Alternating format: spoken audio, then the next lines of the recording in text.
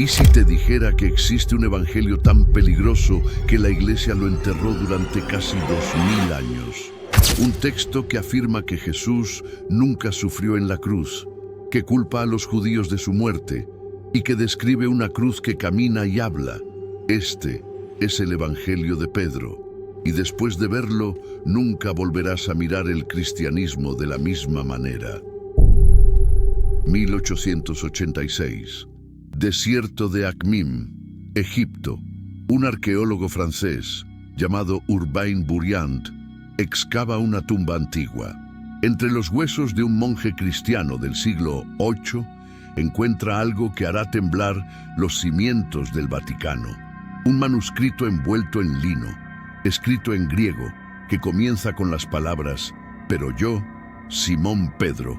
Durante siglos, este texto fue considerado perdido para siempre. La Iglesia Católica lo había borrado de la historia, condenándolo como herético en concilios antiguos.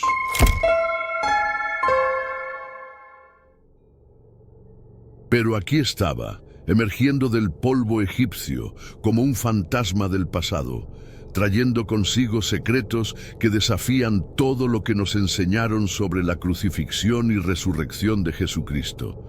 ¿Por qué un documento tan antiguo fue deliberadamente suprimido? ¿Qué verdades contiene que son tan peligrosas para la autoridad eclesiástica? Hoy vamos a descubrir el evangelio más controversial que jamás fue escrito. ¿Qué secretos guardaba aquella tumba egipcia que permanecieron ocultos durante más de 1000 años? El sol abrasador del Alto Egipto golpeaba sin piedad el rostro de Urbain Bourriant, mientras sus manos, cubiertas de polvo milenario, apartaban cuidadosamente las últimas capas de arena. Era el invierno de 1886, y este arqueólogo francés estaba a punto de hacer un descubrimiento que sacudiría los cimientos del cristianismo tal como lo conocemos. En la necrópolis de Akhmim, una antigua ciudad situada a orillas del Nilo, Bourriant había localizado una tumba que parecía pertenecer a un monje cristiano. Pero no era una tumba ordinaria. Cuando finalmente logró acceder al interior de la sepultura, Bourriant se encontró con algo extraordinario. Entre los restos del religioso, cuidadosamente preservado como si fuera el tesoro más preciado del difunto, yacía un códice de pergamino. El manuscrito había sido colocado deliberadamente en el pecho del monje, como si este hombre hubiera querido llevarse consigo al más allá el conocimiento contenido en aquellas páginas. Las manos temblorosas de Bourriant tomaron el documento con reverencia. Estaba escrito en griego antiguo, la lengua del cristianismo primitivo, y al leer las primeras líneas, el arqueólogo sintió que el tiempo se detenía. Pero yo, Simón Pedro, y Andrés mi hermano, tomamos nuestras redes y fuimos al mar. Las palabras resonaban con una autoridad incuestionable. Este no era un texto cualquiera, era un evangelio que afirmaba ser escrito por el mismísimo San Pedro, el príncipe de los apóstoles, la roca sobre la cual Cristo construyó su iglesia. Sin embargo, algo no cuadraba.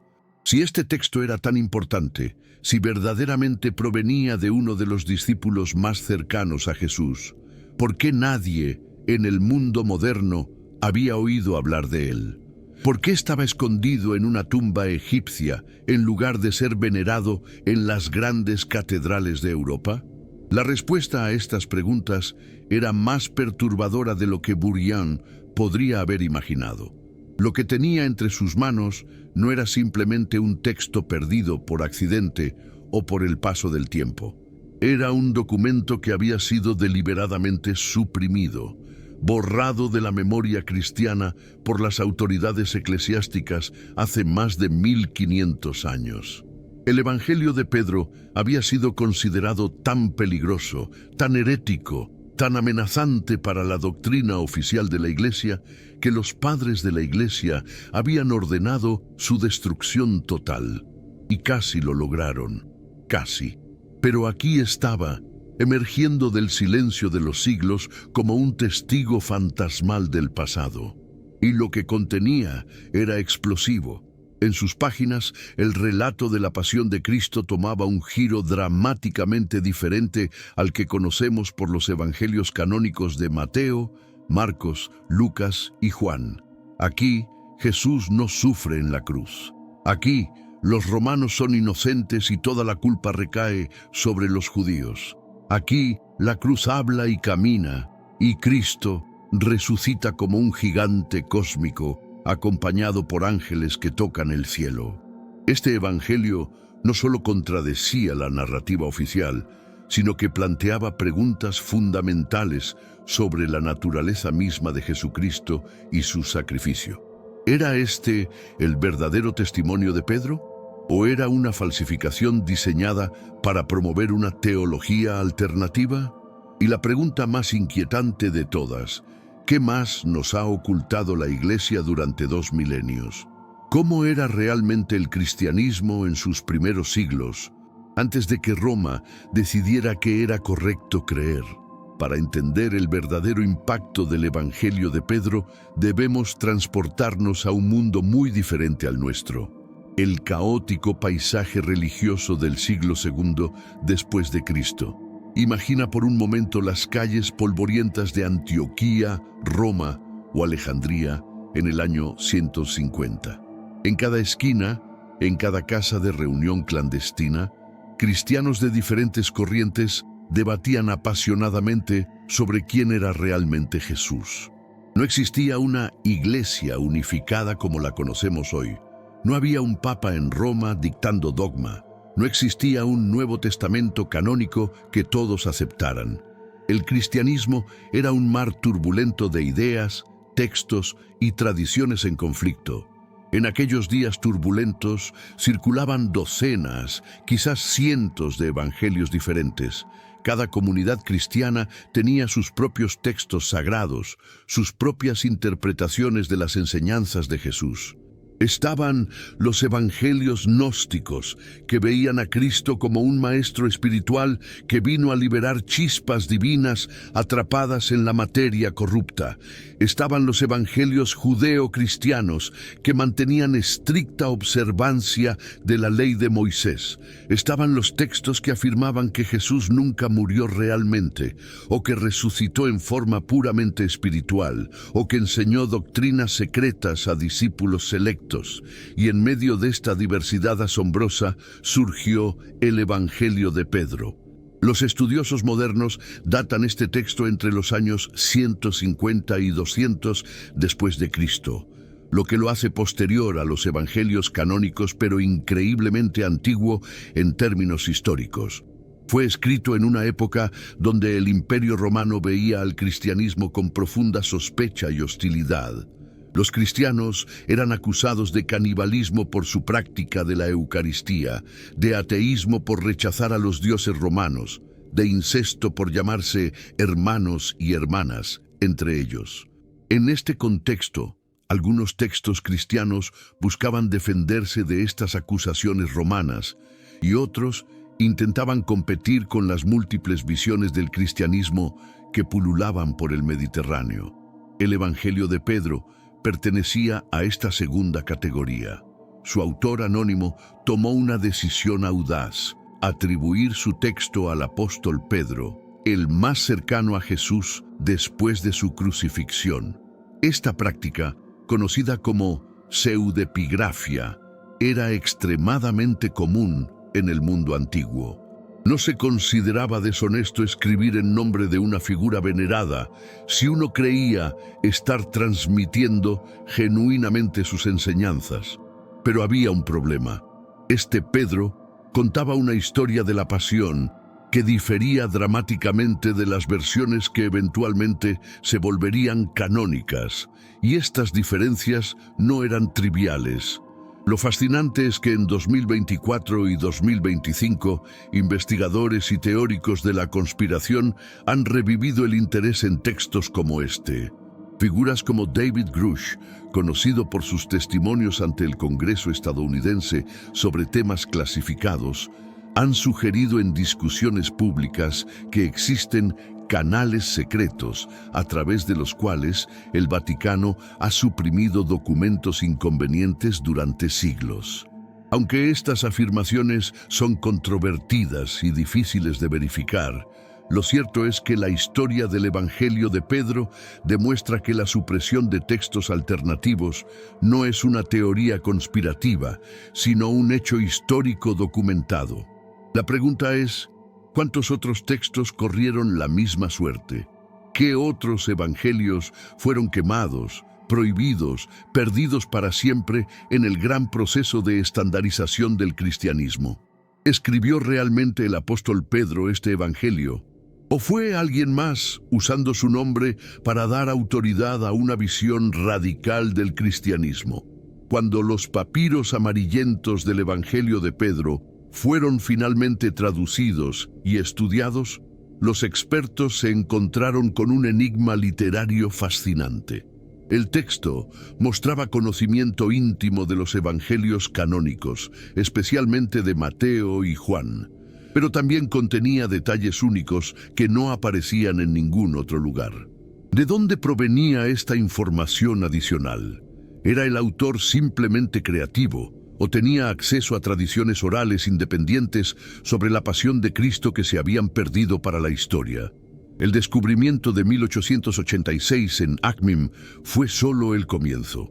En 1972, arqueólogos excavando en Oxirrinco, Egipto, encontraron fragmentos adicionales de papiro que contenían porciones del mismo evangelio, pero de manuscritos aún más antiguos, datados del siglo II o Jesús.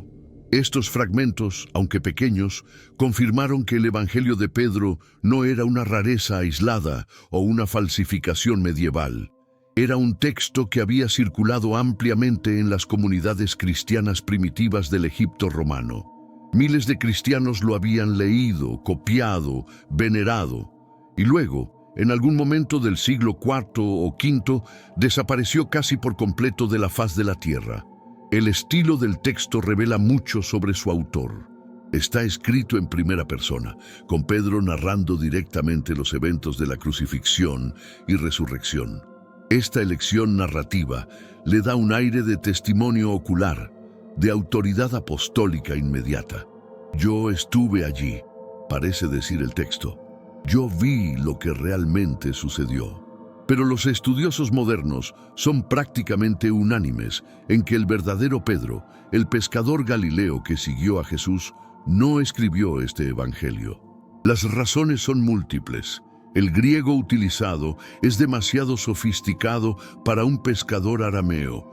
El texto muestra conocimiento de los evangelios escritos décadas después de la muerte de Pedro, y la teología presentada refleja debates del siglo II, no del siglo I. Entonces, ¿quién lo escribió?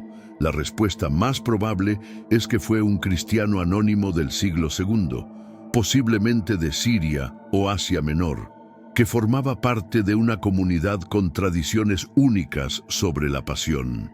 Este autor habría conocido los evangelios canónicos, pero también tendría acceso a historias orales transmitidas en su comunidad durante generaciones. Algunos de estos detalles podrían remontarse genuinamente a los tiempos apostólicos, preservados en la memoria colectiva de cristianos que nunca tuvieron contacto con los evangelistas canónicos. El problema es que es imposible separar los elementos históricos auténticos de las elaboraciones teológicas posteriores. Lo que sí sabemos con certeza es que Eusebio de Cesarea, el gran historiador de la Iglesia del siglo IV, conocía este evangelio y lo clasificó en la categoría de textos antilegomena, es decir, disputados o no universalmente aceptados. No lo consideró completamente espurio o falso, pero tampoco lo incluyó entre los textos confiables que debían leerse en las iglesias. Esta posición intermedia es reveladora. El Evangelio de Pedro era lo suficientemente respetado en algunos círculos cristianos como para no poder ser descartado completamente, pero lo suficientemente problemático como para generar sospechas entre los guardianes de la ortodoxia emergente. Era un texto que vivía en la zona gris, en el límite borroso entre lo aceptable y lo herético. Y como veremos, esa ambigüedad selló su destino. ¿Y si todo lo que creíamos saber sobre la crucifixión de Jesús estuviera incompleto, o peor aún, cuidadosamente editado? Es hora de adentrarnos en el corazón del escándalo. Abramos las páginas del Evangelio de Pedro y leamos su versión de los eventos más importantes del cristianismo: la condena, crucifixión y muerte de Jesucristo. Desde las primeras líneas, algo se siente diferente, inquietante. La narrativa comienza donde los evangelios canónicos terminan sus relatos del juicio, pero con un giro dramático que cambiaría toda la interpretación de los eventos. En el Evangelio de Pedro, Poncio Pilato, el gobernador romano, prácticamente desaparece de la responsabilidad. El texto describe cómo Pilato se lava las manos, un gesto que conocemos de Mateo, pero aquí va mucho más allá. Pilato no solo declara su inocencia simbólicamente, es literalmente exonerado de toda culpa. ¿Quién toma entonces la responsabilidad de la muerte de Jesús? El rey Herodes y los judíos. En esta versión son ellos quienes ordenan la crucifixión, son ellos quienes ejecutan la sentencia. Los romanos son meros observadores, casi víctimas del fanatismo judío. Esta narrativa, tan diferente de los evangelios canónicos, donde los romanos claramente realizan la ejecución, tuvo consecuencias históricas devastadoras. Durante siglos, textos como este alimentaron el antisemitismo cristiano. La acusación de deicidio contra el pueblo judío, la idea de que colectivamente mataron a Dios, se basó parcialmente en interpretaciones extremas de pasajes como estos. En 2025, académicos en redes sociales como el usuario Marxisme Vidency en X han señalado cómo el Evangelio de Pedro representa uno de los textos más antiguos que sistemáticamente culpa a los judíos mientras absuelve a los romanos, un patrón que se repetiría trágicamente a lo largo de la historia cristiana. Pero esto es solo el comienzo de las diferencias perturbadoras. Cuando llegamos al momento de la crucifixión misma, el texto toma un giro hacia lo surreal. Jesús es clavado en la cruz, pero el Evangelio de Pedro nos dice algo extraordinario. Callaba, como si no sintiera dolor alguno. Esta simple frase contiene una herejía teológica explosiva. Si Jesús no sintió dolor, ¿sufrió realmente? Y si no sufrió, ¿qué significa su sacrificio? Los evangelios canónicos enfatizan el sufrimiento humano de Cristo. Suda sangre en Getsemaní, grita en agonía en la cruz, experimenta la desesperación del abandono divino. Pero aquí, Jesús permanece impasible, como si su cuerpo fuera solo una apariencia, una ilusión. Y luego viene el momento más icónico y controversial. En los evangelios canónicos, Jesús grita desde la cruz: Elí, Elí, lema sabactani. Dios mío, ¿por qué me has abandonado? Un grito desgarrador de angustia humana, citando el Salmo 22. Pero en el Evangelio de Pedro, las palabras son diferentes. Mi poder, ¿por qué me has abandonado? Y después de decir esto, el texto afirma que Jesús fue llevado hacia arriba, sugiriendo que su espíritu o esencia divina simplemente dejó el cuerpo en la cruz. No murió en el sentido humano tradicional, fue elevado. Su cuerpo era solo un vehículo temporal que ya no necesitaba. Esta descripción encaja perfectamente con una doctrina que horrorizaba a los padres de la Iglesia: el docetismo. Esta palabra proviene del griego dokein, que significa parecer o aparentar. Los docetistas creían que Jesús solo parecía ser humano, que su cuerpo físico era una ilusión, y que por lo tanto no sufrió realmente ni murió verdaderamente. Para los docetistas, un Dios perfecto no podría contaminarse con la carne corrupta, así que Cristo solo adoptó la apariencia de humanidad para enseñar a los mortales. ¿Ven por qué Roma tenía que suprimir este evangelio? Si Jesús no murió realmente, si no derramó sangre humana real, entonces toda la teología de la expiación, del sacrificio redentor, del Dios que se hace hombre para salvar a la humanidad, se derrumba. El cristianismo tal como lo conocemos no podría existir. ¿Qué pasaría si los eventos más sagrados del cristianismo fueran aún más extraños y sobrenaturales de lo que nos enseñaron? Si pensabas que la crucifixión en el Evangelio de Pedro era extraña, prepárate para lo que viene después. La descripción de la resurrección en este texto es tan bizarra, tan cinematográficamente fantástica, que parece sacada de una película de ciencia ficción cósmica más que de un documento religioso antiguo. Y precisamente por eso fue considerada inaceptable por la Iglesia oficial. Pero también es precisamente por eso que nos ofrece una ventana fascinante a cómo algunos cristianos primitivos imaginaban los eventos sobrenaturales de la fe. Después de la crucifixión, el cuerpo de Jesús es bajado de la cruz y colocado en un sepulcro. Hasta aquí, la narrativa es familiar. Pero el Evangelio de Pedro añade un detalle que no aparece en los canónicos. Los guardias romanos no solo vigilan la tumba, sino que la sellan con una enorme tienda o pabellón, y toda una multitud de judíos y ancianos se quedan acampando alrededor del sepulcro durante la noche. Es como si el autor quisiera asegurarse de que nadie pudiera acusar a los discípulos de robar el cuerpo. Hay tantos testigos presentes que el fraude es imposible. Y entonces, en la madrugada del tercer día, sucede algo que desafía toda descripción racional. Los guardias y los ancianos que vigilan ven los cielos abrirse. Una luz cegadora desciende, tan intensa que los soldados deben cubrirse los ojos. Y de la tumba emergen dos figuras monumentales, tan altas que sus cabezas tocan literalmente el cielo. Son ángeles, pero no los ángeles etéreos y discretos de las pinturas renacentistas. Son gigantes cósmicos que sostienen entre ellos a una tercera figura, el Cristo resucitado, cuya cabeza se eleva por encima incluso de los ángeles, penetrando las nubes mismas. Pero esto no es todo. Lo más extraordinario viene a continuación. Detrás de los tres seres celestiales, siguiéndolos como una mascota obediente, camina la cruz. Sí, has leído bien. La cruz en la que Jesús fue ejecutado cobra vida y camina. Y como si esto no fuera suficientemente surreal, una voz desde los cielos pregunta: «¿Has predicado a los que duermen?».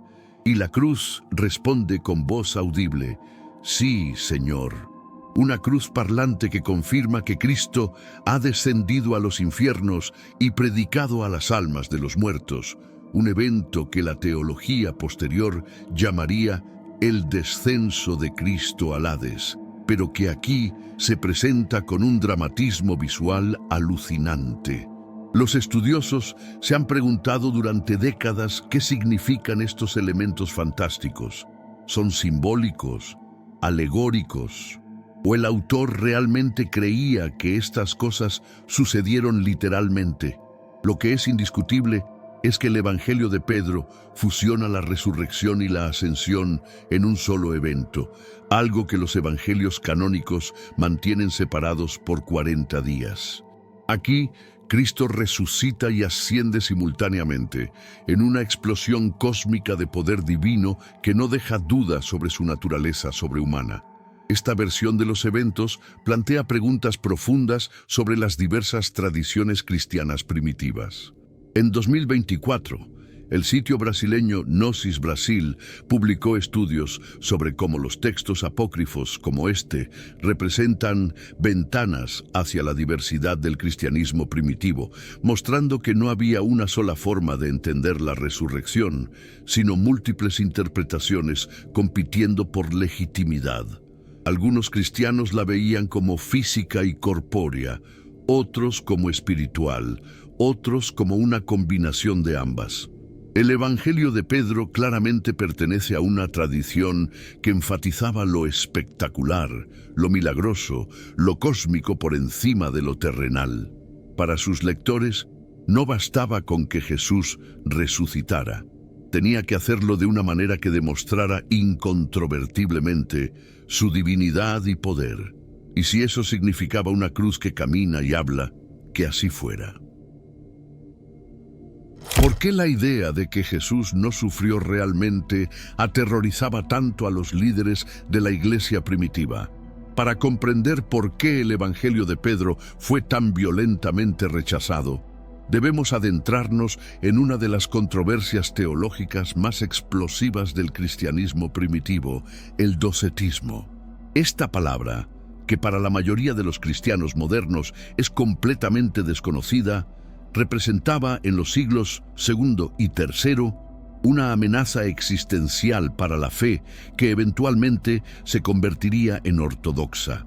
El docetismo no era simplemente una opinión teológica diferente, era una visión radicalmente alternativa de quién y qué era Jesucristo. Los docetistas partían de una premisa filosófica arraigada en el pensamiento griego. La materia es corrupta, imperfecta, incluso malvada. El espíritu, por otro lado, es puro, eterno, divino. Para un docetista era inconcebible que un Dios verdadero, perfecto e inmutable pudiera contaminarse con la carne humana. La idea de que lo divino pudiera nacer de una mujer, experimentar hambre, sed, dolor y muerte era filosóficamente repugnante. Así que desarrollaron una solución elegante. Jesús solo parecía ser humano. Su cuerpo era una ilusión, una apariencia adoptada temporalmente para interactuar con los mortales, pero sin ser genuinamente material. Bajo esta luz, todos los eventos de los evangelios tomaban un nuevo significado. Cuando Jesús comía, no estaba realmente digiriendo alimento. Cuando caminaba sobre el agua, no era un milagro, sino su naturaleza normal. No tenía peso real porque no tenía cuerpo real. Y cuando fue crucificado, todo era teatro cósmico. El docetismo más extremo incluso sugería que otro ocupó su lugar en la cruz. Quizás Simón de Cirene, mientras el verdadero Cristo observaba desde el plano espiritual, incapaz de ser dañado por meros clavos y lanzas. El Evangelio de Pedro no abraza el docetismo extremo, pero coquetea peligrosamente con él. Jesús callaba como si no sintiera dolor. Fue llevado hacia arriba en lugar de morir. Su grito final es sobre el abandono de su poder divino en lugar de su ser completo. Estos matices fueron suficientes para que Serapión, obispo de Antioquía alrededor del año 190, condenara el texto después de leerlo personalmente. La historia de Serapión es reveladora. Inicialmente, cuando algunos cristianos de su diócesis le preguntaron si podían leer el Evangelio de Pedro, él dio permiso sin haberlo examinado. Después de todo, ¿qué problema podría haber con un texto atribuido al príncipe de los apóstoles? Pero entonces, Serapión realmente leyó el Evangelio, y lo que encontró lo alarmó profundamente. En una carta que se preserva parcialmente en los escritos de Eusebio, Serapión escribió que aunque la mayor parte del texto era aceptable, contenía ciertas adiciones que promovían doctrinas heréticas. No especificó exactamente cuáles eran estas adiciones problemáticas, pero el consenso entre los estudiosos modernos es que se refería precisamente a los elementos docéticos. La implicación de que Jesús no sufrió verdaderamente, que su muerte fue más apariencia que realidad. ¿Por qué esto era tan peligroso para la Iglesia? La respuesta va al corazón mismo del cristianismo. Si Jesús no era verdaderamente humano, si no sufrió realmente, entonces la encarnación es una mentira. La doctrina central de que el Verbo se hizo carne se vuelve sin sentido, y más crucialmente, toda la teología de la salvación se desmorona. El cristianismo ortodoxo enseña que la humanidad fue redimida porque Dios se hizo hombre y sufrió la muerte que los humanos merecen por el pecado. Es la humanidad real de Cristo la que hace posible la redención. Como escribiría más tarde Gregorio Nacianceno, lo que no es asumido no es sanado. Si Cristo no asumió verdaderamente la naturaleza humana, entonces esa naturaleza no fue sanada ni redimida. Además, el docetismo destruía la posibilidad de los sacramentos. La Eucaristía cristiana celebra el cuerpo y la sangre reales de Cristo, pero si Cristo no tenía cuerpo real, ¿qué se está celebrando? El bautismo une al creyente con la muerte y resurrección de Cristo. Pero si Cristo no murió realmente, ¿qué validez tiene el sacramento? Cada práctica central del cristianismo dependía de la realidad de la encarnación, del sufrimiento genuino, de la muerte auténtica seguida por una resurrección corpórea. El docetismo socavaba todo esto, reemplazándolo con un Cristo etéreo, espiritual, que nunca verdaderamente compartió la condición humana. En nuestros días, algunos teóricos y buscadores espirituales han revivido el interés en el docetismo, viéndolo no como herejía, sino como una verdad espiritual suprimida. Argumentan que la versión ortodoxa del cristianismo fue una construcción política impuesta por concilios y emperadores, mientras que visiones alternativas como el docetismo representaban experiencias místicas más auténticas de lo divino. En foros de discusión teológica de 2024 y 2025, especialmente en comunidades que estudian textos gnósticos, se debate si el docetismo no era en realidad una comprensión más sofisticada de la naturaleza de Cristo, una que evitaba las contradicciones lógicas de afirmar que Dios podía sufrir y morir. Pero para la Iglesia primitiva, estas especulaciones filosóficas eran anatema. Roma eligió un camino diferente y textos como el Evangelio de Pedro tuvieron que ser eliminados para asegurar la uniformidad doctrinal. ¿Cómo logró la Iglesia borrar casi completamente un evangelio que miles de cristianos consideraban sagrado? La destrucción del Evangelio de Pedro no fue un accidente de la historia. No se perdió porque los manuscritos se deterioraron con el tiempo o porque las bibliotecas antiguas ardieron en incendios casuales. Fue una campaña deliberada y sistemática de supresión, orquestada por los arquitectos de lo que se convertiría en el cristianismo ortodoxo. Para entender cómo sucedió esto, debemos presenciar el proceso gradual pero implacable mediante el cual la Iglesia definió su canon y eliminó las alternativas. El primer golpe importante vino en los concilios africanos del siglo III y IV. En Cartago y Hipona, obispos de todo el norte de África se reunieron para debatir qué textos debían ser leídos en las iglesias y considerados escritura auténtica. Estos concilios no fueron reuniones democráticas donde cada texto recibió consideración justa. Fueron ejercicios de consolidación de poder, donde líderes eclesiásticos con agendas específicas determinaron qué voces del pasado cristiano serían preservadas y cuáles serían silenciadas. El Evangelio de Pedro no pasó la prueba. Fue explícitamente excluido de las listas de libros aceptables, clasificado junto con otros textos apócrifos que se consideraban de origen dudoso o contenido problemático. Eusebio de Cesarea, el gran historiador de la Iglesia que escribió en el siglo IV, bajo el patrocinio del emperador Constantino, jugó un papel crucial en este proceso.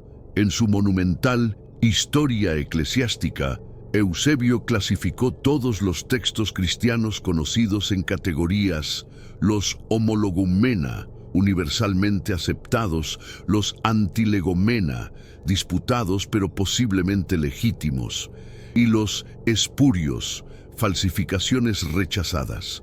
El Evangelio de Pedro cayó en esta última categoría. Eusebio no solo lo descartó, advirtió activamente contra su lectura, citando la condena de Serapión de Antioquía y caracterizando el texto como herético.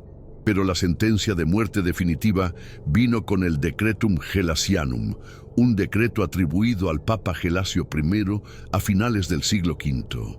Este documento, que fue increíblemente influyente durante toda la Edad Media, proporcionó listas oficiales de libros que los cristianos podían y no podían leer.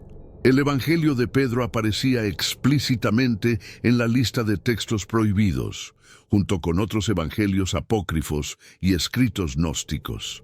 Y aquí está lo crucial. No solo se prohibía su lectura, se ordenaba su destrucción. Los obispos y sacerdotes tenían instrucciones de buscar y quemar cualquier copia de estos textos heréticos que encontraran. San Jerónimo, el gran erudito bíblico que tradujo la Biblia al latín en la Vulgata, también contribuyó a la marginación del Evangelio de Pedro. En sus escritos, Jerónimo lo menciona brevemente, pero solo para descartarlo como no digno de confianza, sugiriendo que fue escrito por herejes para promover sus doctrinas desviadas. Esta opinión de una figura tan respetada como Jerónimo prácticamente garantizó que el texto sería ignorado o destruido por generaciones futuras de cristianos. Durante la Edad Media, la supresión continuó. Los monjes copistas que preservaban textos antiguos en los monasterios no copiaban el Evangelio de Pedro. Los obispos que compilaban bibliotecas eclesiásticas no lo incluían. Y en los raros casos donde alguien lo mencionaba, era solo como ejemplo de los peligros de la herejía. El texto se desvaneció de la memoria cristiana tan completamente que para el año 1000, prácticamente nadie en Europa sabía que alguna vez había existido. Lo extraordinario es que este patrón de supresión no era único del Evangelio de Pedro. Docenas de otros evangelios, Hechos de Apóstoles, Apocalipsis y Epístolas sufrieron el mismo destino. El Evangelio de Tomás, el Evangelio de María Magdalena, el Evangelio de Judas, todos circularon ampliamente en el cristianismo primitivo. Todos fueron leídos y venerados por comunidades cristianas legítimas, y todos fueron eventualmente proscritos y destruidos. Lo que tenemos en nuestro Nuevo Testamento no es el resultado de un proceso neutral de preservación histórica. Es el resultado de decisiones conscientes tomadas por hombres con poder sobre qué versiones del cristianismo vivirían y cuáles morirían. En 2024 y 2025, sitios web especializados en historia eclesiástica como Secretorum y Vocal Media han publicado investigaciones sobre este proceso de canonización por eliminación. Señalan que la Iglesia no solo estableció un canon positivo, estos son los libros sagrados, sino también un anticanon, estos son los libros prohibidos. Y la existencia de este anticanon demuestra que hubo un debate real, que existían alternativas genuinas, que el cristianismo pudo haber tomado caminos muy diferentes. El Evangelio de Pedro representa una de esas alternativas que fueron deliberadamente cerradas, una puerta que la Iglesia cerró con llave y tiró la llave al olvido, o eso creyeron, porque en 1886 esa puerta se abrió de nuevo. ¿Qué otros evangelios perdidos podrían estar escondidos en los kilómetros de estanterías del archivo más secreto del mundo? Las bóvedas subterráneas del Vaticano se extienden por más de 50 kilómetros de estanterías, conteniendo documentos que abarcan 2 milenios de historia de la Iglesia Católica. Durante siglos, estos archivos fueron conocidos como el Archivum Secretum Vaticanum, los archivos secretos del Vaticano, un nombre que alimentó incontables teorías de conspiración sobre qué secretos oscuros podría estar ocultando la Santa Sede. En 2019, el Papa Francisco ordenó un cambio de nombre a Archivum Apostolicum Vaticanum, los archivos apostólicos del Vaticano, en un intento de disipar la imagen de secretismo. Pero cambiar el nombre no cambió la realidad. La gran mayoría de estos documentos permanecen inaccesibles al público, y lo que contienen sigue siendo en gran medida un misterio. La existencia del Evangelio de Pedro plantea una pregunta inevitable. ¿Cuántos otros textos similares yacen sin catalogar, sin estudiar, deliberadamente escondidos en estos archivos? La Iglesia Católica tiene una larga historia de adquirir, confiscar y preservar textos que considera heréticos o problemáticos. Durante la Inquisición, miles de libros prohibidos fueron confiscados y llevados a Roma.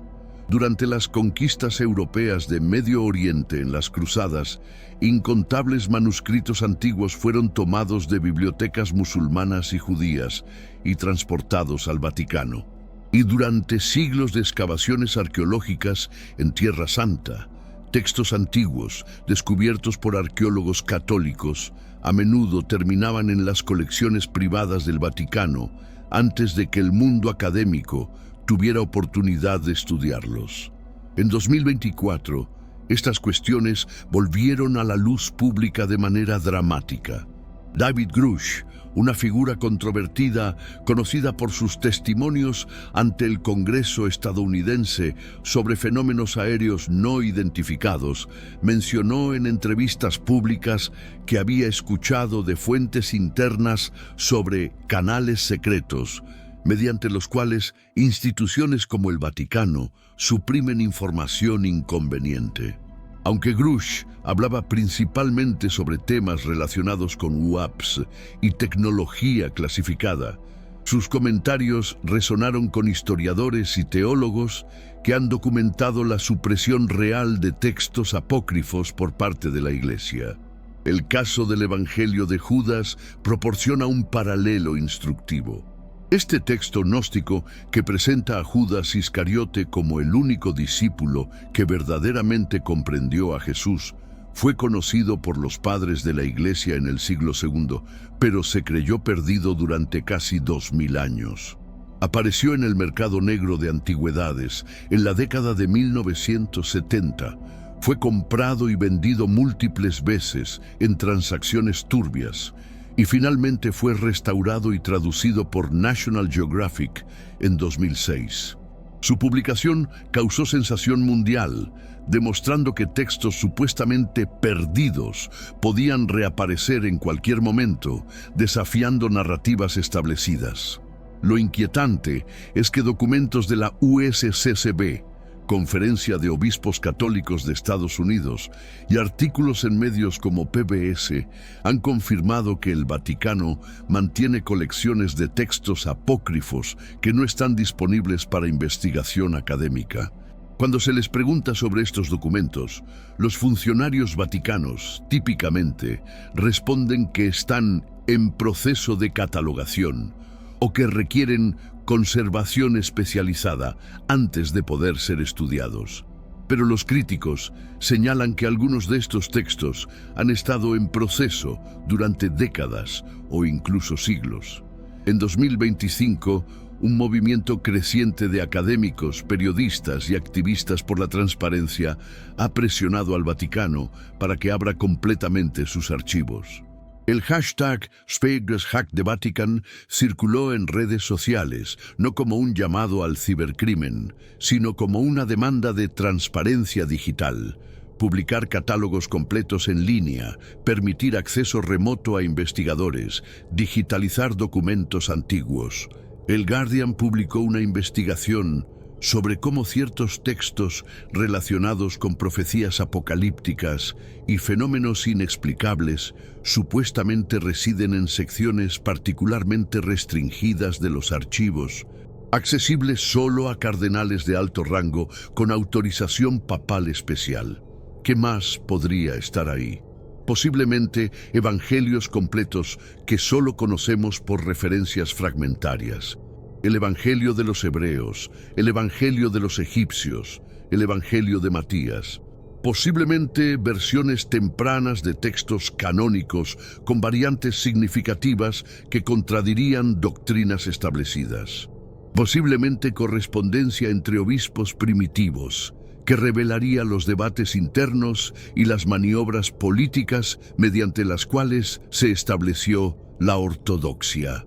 Posiblemente textos gnósticos con enseñanzas esotéricas de Jesús que harían parecer tímidos los descubrimientos de Nag Hammadi. La cuestión no es si el Vaticano tiene derecho a preservar su patrimonio histórico, claramente lo tiene.